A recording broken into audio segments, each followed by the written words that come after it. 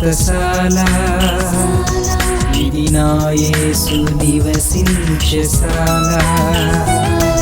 ఈ దినం మనం బ్రతికి ఉన్నామంటే మనం నీతిమంతులమని, భక్తి కలిగిన వారమని, లేక ప్రార్థనాపరులమని, మంచి వారమని మనం బ్రతికి ఉండలేదు.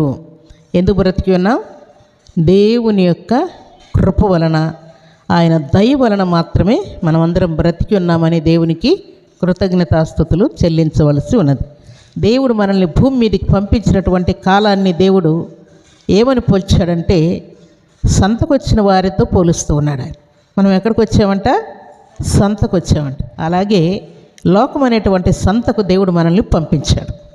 ఈ సంతలో మన పని మనం చేసుకొని మరలా తండ్రి ఇంటికి వెళ్ళవలసి ఉన్నది. ఆ తండ్రి ఇంటికి వెళ్ళడానికి ఇక్కడ మనం సిద్ధపడవలసి ఉన్నది. ఇక్కడ మనం సిద్ధపడడానికే దేవుడు భూమి మీదకి కూడా దిగి వచ్చాడు. దేవుడు ఇచ్చినటువంటి ఆ రాజ్యానికి మనం వెళ్ళడానికి అది శాశ్వతమైన రాజ్యం.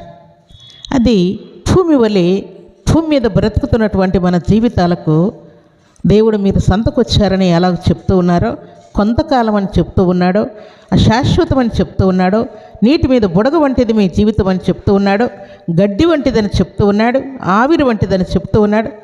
ఇలాంటి జీవితం పరలోకంలో ఉండదు. అది శాశ్వతమైనది.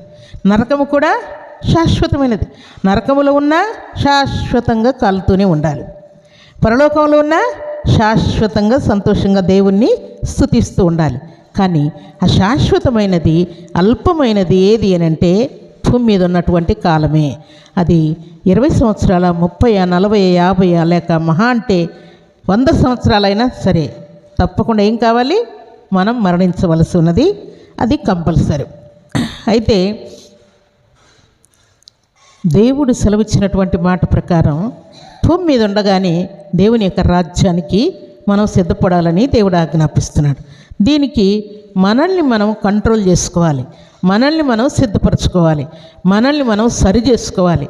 మనము దేవుని వైపు తల ఉంచుతున్నామా, అపవాది వైపు తల ఉంచుతున్నామా అని మనం సిద్ధపడవలసి ఉన్నది.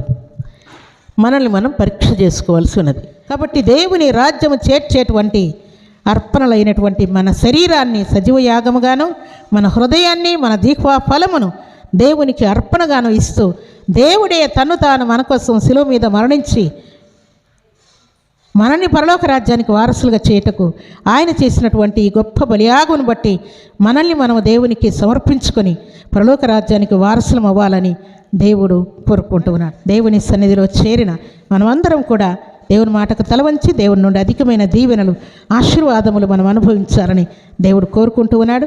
అలాంటి కృపా భాగ్యం సర్వశక్తిమంతుడు అయినటువంటి దేవాతి దేవుడు సర్వసమృద్ధిగా మనందరికీ అనుగ్రహించి ఆశీర్వదించునుగాక. ఆమేన్.